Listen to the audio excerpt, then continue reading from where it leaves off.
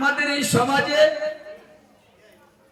আমরা জেনে বুঝে কতই না অপরাধ করি, কতজনকে না কত কথাই বলি, তাহলে আমাদের অপরাধটা কি হবে? আমাদের ভজনটা কোথায় দাঁড়াবে? আমরা একবার চিন্তা করে দেখেছি। এই জন্য মহাপ্রভুকে ফলো করতে হয়, যে মহাপ্রভুর আচরণটা একটা শুদ্ধ বৈষ্ণবের আচরণ, এর বাহিরে যদি চলে যায় তাহলে তার ভজন নষ্ট হয়। আমাদের বৈষ্ণবদের এমন ভাবে সাবধানতা অবলম্বন করতে হয় যেন কারো মনে কোনো কষ্ট আমার দ্বারাতে না হয়, সেইভাবে চলা, নিজেকে গুটিয়ে রাখা, নিরিবিলি বাস করা। হে রাধারানী, আমি তো বুঝতে পারিনি ওই পাশে বৈষ্ণব আছে, ওটা তো আমি জানি না,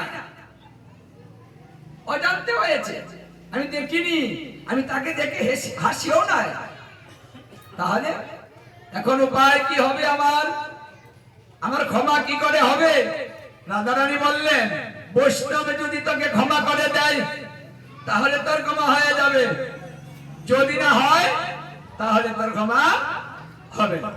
মানে অপরাধটা যেখানে করেছ ক্ষমাটাও সেখান থেকেই নিতে হবে, অন্য কোথাও নিলে হবে না। এই কথা বলে রাধারানী চলে গেলেন। সারা রাত ঘুম নেই, চিন্তা করতে রইলেন। রাত্র প্রভাত হোক, আমি বৈষ্ণবের কাছে যাব, আমার অপরাধের জন্য আমি ক্ষমা চাইব।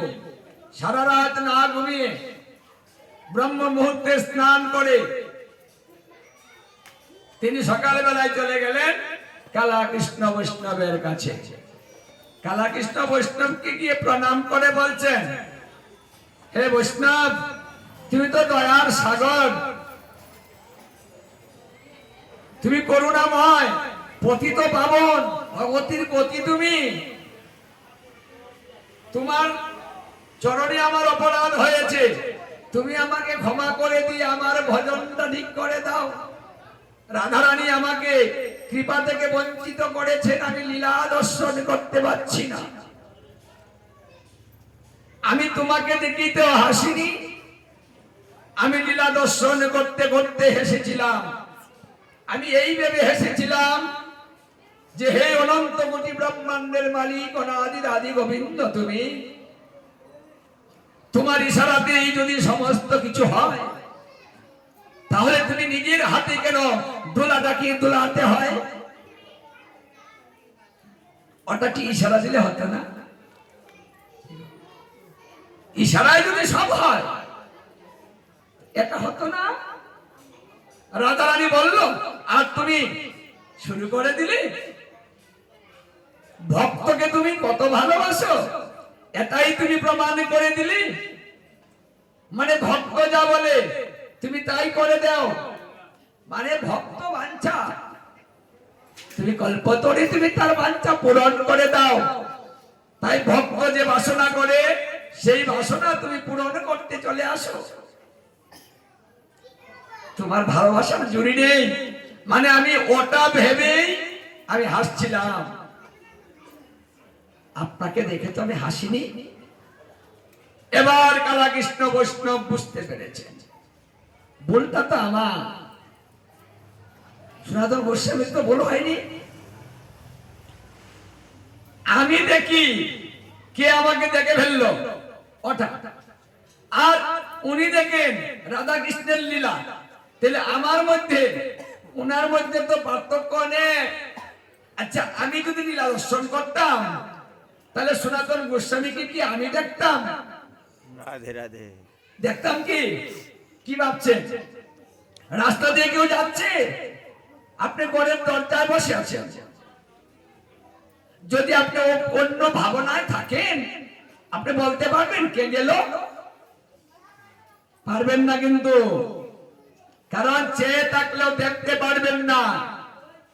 কারণ মন যেদিকে যায় 10 ইন্দ্রিয় সেদিকেই যায়, ওটা অন্যদিকে থাকে না। এই জন্য চেয়ে থাকলে মানুষ দেখতে পায় না।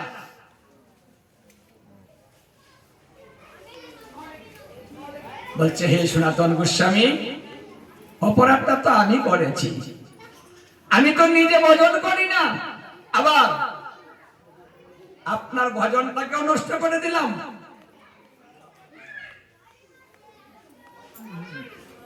আমাকে আপনি ক্ষমা করে দেন, আপনার ভজন নষ্ট করার জন্য যে আপনার অপরাধ হয়েছে, সেই অপরাধের জন্য আপনার চরণে আমি ক্ষমা প্রার্থনা চাচ্ছি। মানে উনি সনাতন গোস্বামীর চরণে পড়ে গেলেন নিজের ক্ষমাটা চাওয়ার জন্য। মানে কারো কাছে ক্ষমা চাইলে সে ছোট হয়ে যায় না, যিনি ক্ষমা চায় তিনি বড় হয়, আর যিনি ক্ষমা করতে জানেন তিনি বড় হন। কারণ ক্ষমা করা এবং ক্ষমা চাওয়া সেগুলো হচ্ছে মহতের লক্ষণ। কোন সাধারণ ব্যক্তি সহজে কিন্তু ক্ষমা চাবে না, সে ভুল করবে, স্বীকারই করবে না। হ্যাঁ, বলবে আমি করিনি, 14 গোষ্ঠী করে না, আমার বংশ এমন না, স্বীকার করবে না। কিন্তু যে মহৎ নিজের ভুলটাকে ধরে অতি সহজে স্বীকার করে নিবে যে আমি এই কাজটা করেছি।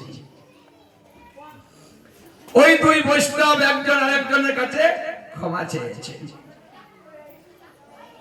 সনাতন গোস্বামী বললেন,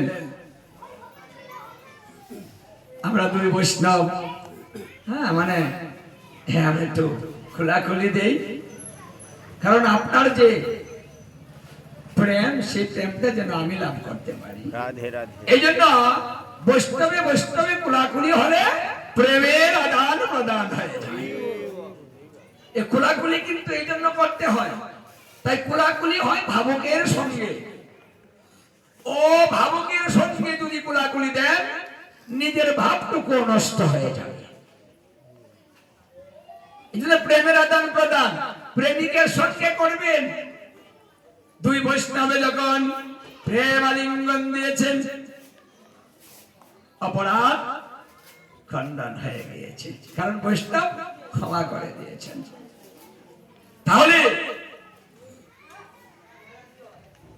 আবার সেই পুনরায় লীলা দর্শন করতে রইলেন।